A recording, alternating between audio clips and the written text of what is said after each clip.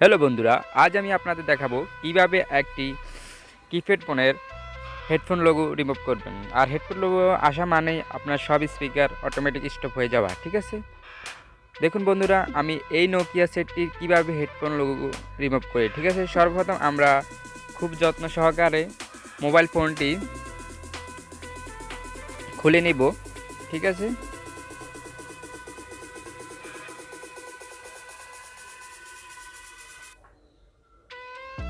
দেখুন বন্ধুরা, আমি নাটগুলো খুলে ফেলেছি। এখন আমি নখের সাহায্যে মোবাইলটির চারপাশ খুলতেছি, যাতে খেয়াল রাখতে হবে যাতে করে অন্যান্য ক্লিপ কোনোভাবে নষ্ট বা ভেঙে না যায়, ঠিক আছে।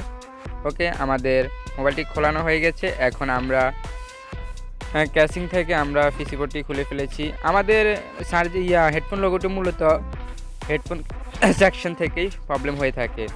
এখানে বিভিন্ন সেকশন শর্ট হয়ে থাকে, বিভিন্ন ক্যাপাসিটার থাকে এবং ডায়োড থাকে, ঠিক আছে। এই ডায়োড বা ক্যাপাসিটারগুলো যখন শর্ট হয়ে যায় তখনই আমাদের এই প্রবলেমগুলো হয়ে থাকে, ঠিক আছে। ওকে, আমরা মিটারের সাহায্যে আমরা স্টেপ বাই স্টেপ এগুলো চেক করব। মূলত এই দুই সেকশনে আমরা এগুলো চেক করতে পারি, ঠিক আছে। সর্বপ্রথম আমরা ডায়োডটি চেক করব। যদি দোনো পাশে রিডিং দেখায় তাহলে বুঝতে হবে এই ডায়োডটি নষ্ট, ঠিক আছে। দেখুন, ডায়োডটি নষ্ট পেয়েছি, যার ফলে আমরা ডায়োডটি রিমুভ করেছি। এখন আমরা চেক করে দেখব এই প্রবলেমটি সমাধান হয়েছে কি না।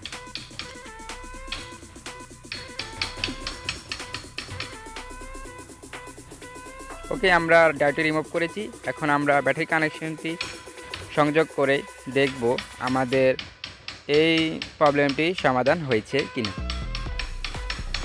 দেখুন বন্ধুরা, আমাদের মোবাইলটি চালু হয়ে গেছে, একটু লক্ষ্য করে দেখুন।